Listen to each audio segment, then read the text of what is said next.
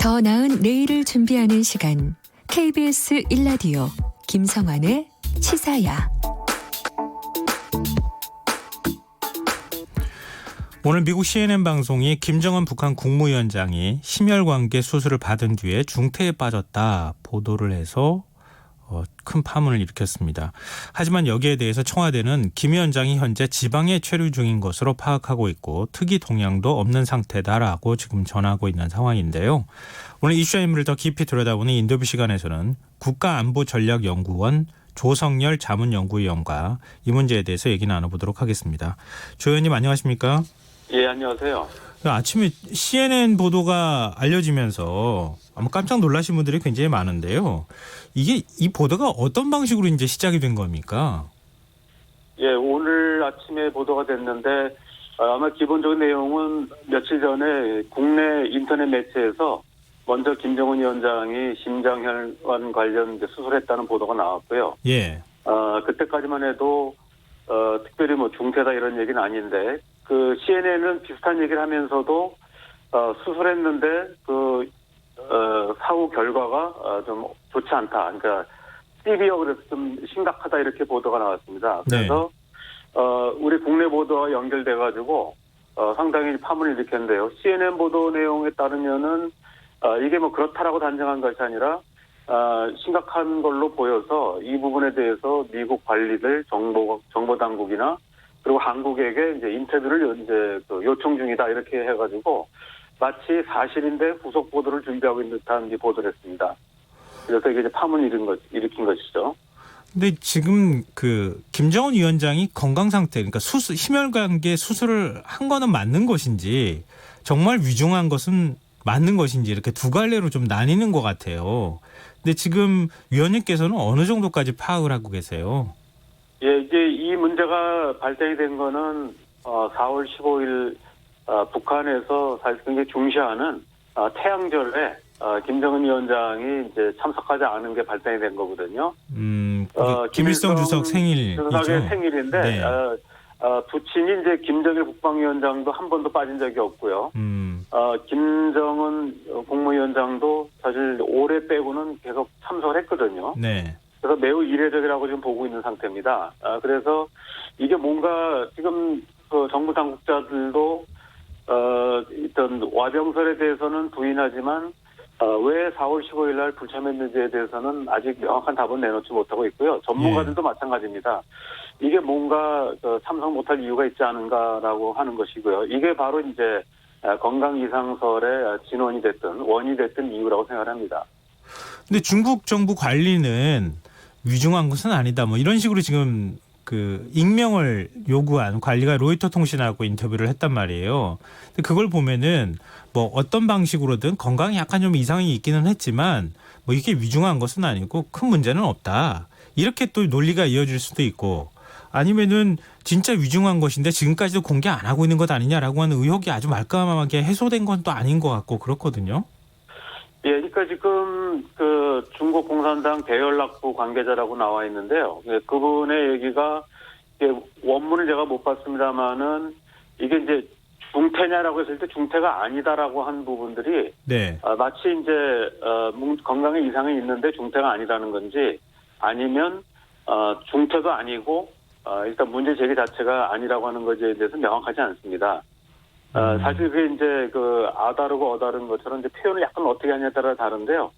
어쨌든 김정은 위원장에 대한 부분은 아까 말씀드렸듯이 4월 15일 태양절 때 불참한 것뿐만이 아니고 김일성 주석이나 또 김정일 국방위원장이 이제 모두 심혈관 계통으로 해서 사망을 하지 않았습니까? 네.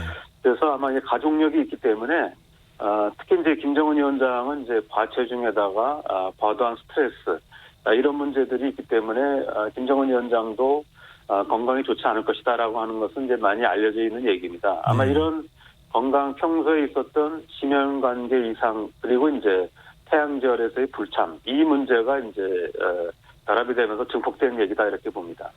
근데 청와대는 특이 동향은 없다. 지방에서 정상적으로 활동하고 있다 이렇게 밝혔는데요. 보통 이제 이런 보도가 나왔을 경우에 이렇게 구체적으로 청와대나 정보당국에서 밝히고 있다는 거 하는 얘기는 오보일 가능성이 높다는 것으로 볼 수도 있지 않을까요? 보통 예, 저도 그렇습니다. 제가 볼 때 사실 아마 정보당국도 그렇고 우리 청와대도 사실은 언급하고 싶지 않은 내용이라고 생각합니다. 왜냐하면은 우리 정부가 북한의 동향을 예의주시하고는 있지만 사실 우리의 정보 사항을 먼저 공개한다는 것은 뭐 바람직하지 않거든요.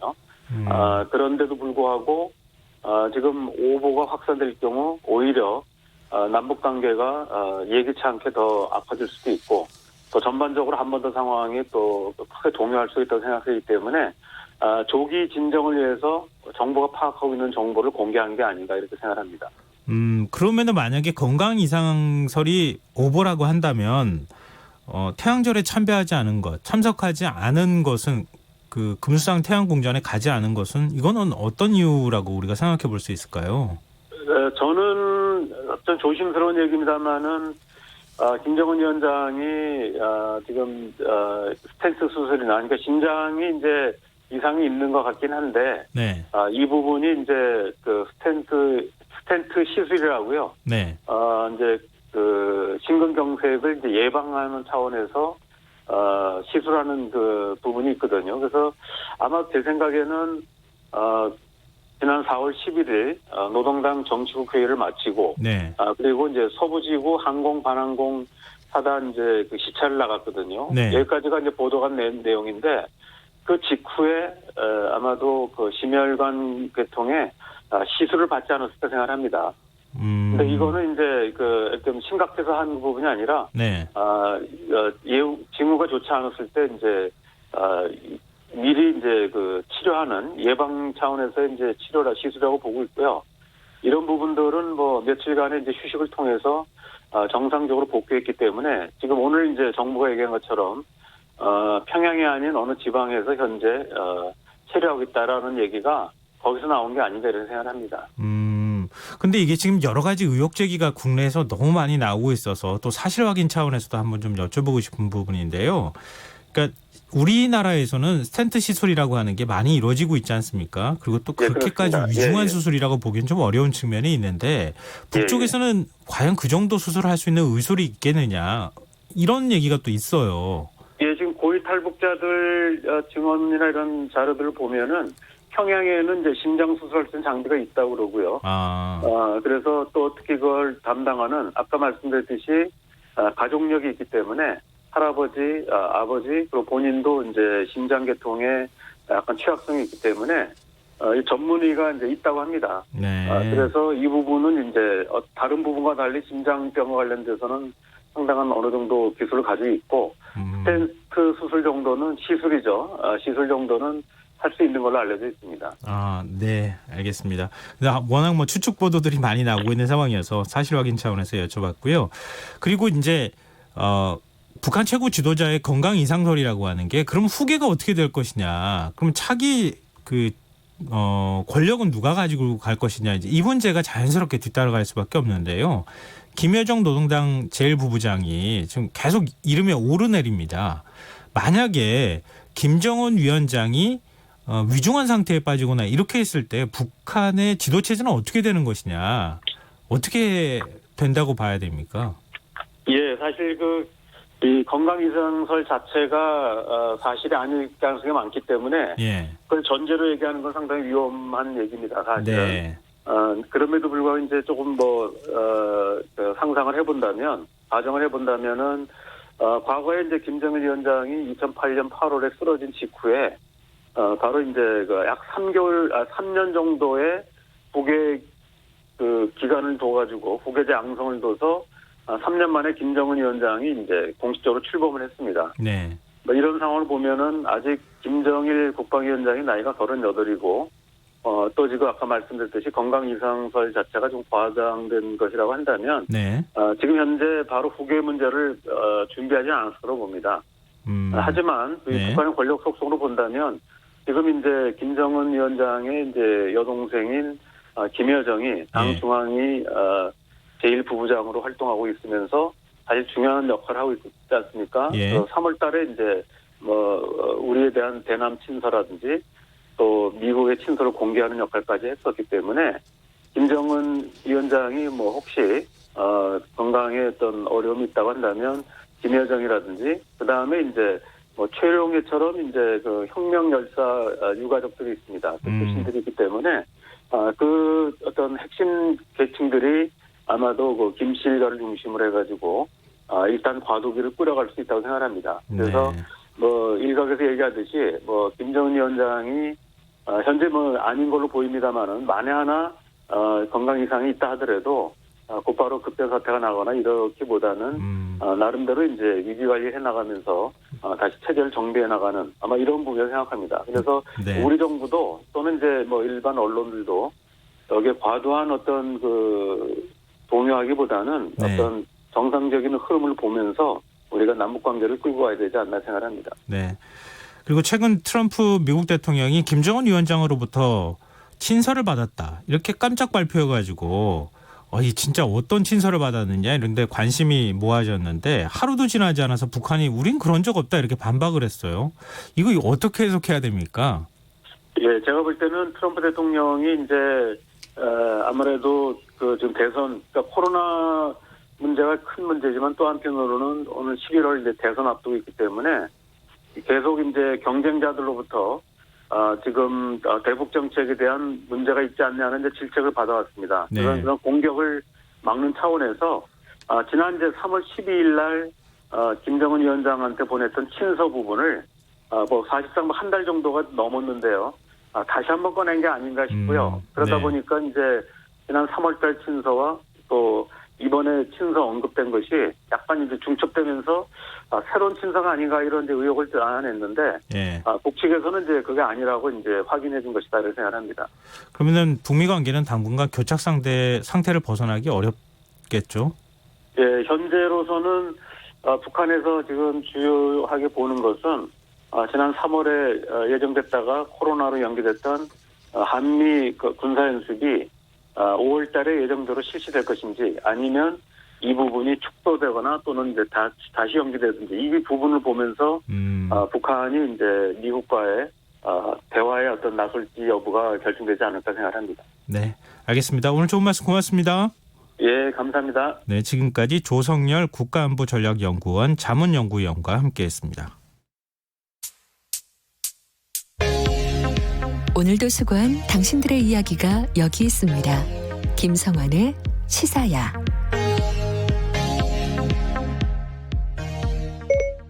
시사야, 네, 저 여기 있어요. 오늘 하루 AS 해줘. 네, 더 알고 싶은 이야기 놓쳤던 뉴스 제가 알려드릴게요.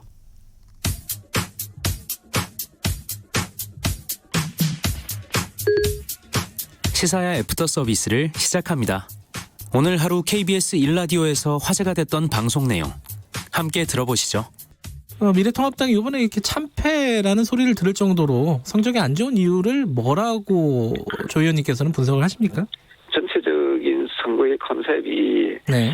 조금 잘못 가지 않았나 이런 생각을 하고요. 네. 정부 여당을 비판만 하려고 하고 네. 확실한 대안을 제시하지 못한 점이 있고요. 네. 그러한 부분의 어떤 가장 큰 원인은 겸손하지 못했다. 좀 더 국민의 눈높이에 맞추려고 하는 그 노력이 네. 부족하지 않았나 저는 그런 생각을 합니다.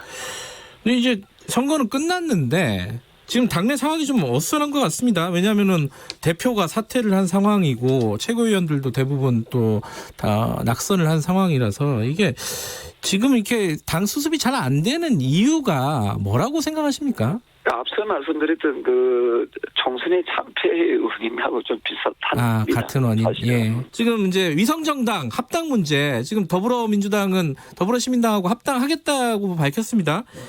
미래통합당은 어떤 계획이신가요? 미래한국당과? 저는 이 부분에 대해서는 조금 더 논의를 해봐야 됩니다만은 미래한국당과 좀 합쳐도 의석수가 103석 정도 되지 않겠습니까? 네. 좀 더 강한 야당으로 가기 위해서는 하시는 게 좋겠다는 생각도 드는데 네. 이 부분에 대해서는 미래한국당의 입장이 있기 때문에 네. 미래한국당의 입장을 좀 들어봐야 되지 않겠나. 네. 지금 여당이 180석입니다. 이 공용 여당이다. 뭐 여당이요. 그래서 개헌을 이번에 추진하는 게 필요하지 않느냐라는 의견들이 여기저기서 나오고 있습니다. 그런 목소리가. 조영태 의원께서는 어떻게 보세요? 21대 국회에서 개헌 문제. 지금은 그 사상 유례 없는 네. 그 코로나로 인해서 매우 그 사회가 혼란스럽고 또 경제적 위기상이지 않습니까? 네. 예, 이런 상황에서 우리가 정치권에서의 그 자칫 국민적 정서와 좀 배치되는 그런 정치 행위는 국민들로부터 큰 저항을 받을 수가 있다고 생각을 합니다. 네. 지금은 개헌 논의도 좋지만 네. 개헌 논의보다는 어쨌든 국민들에게 어떤 경제적인 어려움, 네. 그리고 또 코로나19로부터의 그 완전한 그 어찌 보면은 이 벗어날 수 있는 네. 그런데 좀 더 집중해서 네. 정치권이 국민들께 좀 안심하고 행복하고 또 먹고 사는 문제에 대해서 걱정하지 않도록 하는 부분을 먼저 해결하는 것이 좀 선결 과제이지 않을까 네. 하는 생각을 합니다. 네. 어쨌든 국민들께서 좀 어렵고 힘든 과정들을 좀 잘 극복해 나가고 계시고 있는데요. 네. 이 부분에 대해서 좀 더 국민을 생각하는 그런 정치를 여야가 펼쳐나갔으면 좋겠다. 예. 그런 입장입니다. 어제 여당에 이어 오늘은 애프터 서비스는 야당 쪽 목소리입니다. 김경래의 최강시사에서 이번 총선에서 미래통합당 최고위원 중 유일하게 당선된 조경태 최고위원을 연결해서 총선 이후 당 상황에 대해 질문한 내용을 들으셨습니다. 변화는 필요한데 무엇을 바꿔야 하는 것인지, 또 누가 변화의 주체가 되어야 할 것인지 미래통합당의 혼란이 계속되고 있는 상황입니다. 최고위원들 사이에서는 임시 비대위를 거쳐서 새 당대표를 선출해야 한다, 이런 주장을 하고 있지만 혁신 비대위 체제에서 당을 재건해야 한다는 반대 목소리도 만만치 않은데요. 결국 현역 의원과 당선인을 상대로 전수조사를 한 뒤에 최종 결정을 하겠다고 합니다. 문제는 보수의 변화를 기다려줄 정도로 여유 있는 상황이 아니라는 상황인데요. 조경태 최고위원 말처럼 당장 코로나19 사태로 생계가 위협받고 있는 국민 입장에선 긴급 재난지원금 지급에 대한 명확한 입장을 밝히라 요구하고 있고요. 경제 위기를 극복할 수 있도록 적극적으로 여당과 협상에 나서라는 압박도 함께하고 있습니다. 정치는 작은 돌멩이 하나를 쌓아가는 과정, 그래서 거대한 돌탑을 만들어내는 일일지도 모르겠습니다. 큰 가치를 만드는 것도 필요하지만 시급한 현안에 대한 국민의 목소리에 귀를 기울이고 국민이 공감할 수 있는 대안을 하나씩 내놓으며 문제 해결 능력을 보여줘야 하는 것은 아닐까요? 김성환의 시사에는 청취자 여러분들의 의견들 기다리고 있습니다. 휴대전화 뒷자리 5322 쓰시는 청취자분께서 미국에 잠시 나가 있다 귀국 후 자발적 격리에서 해제된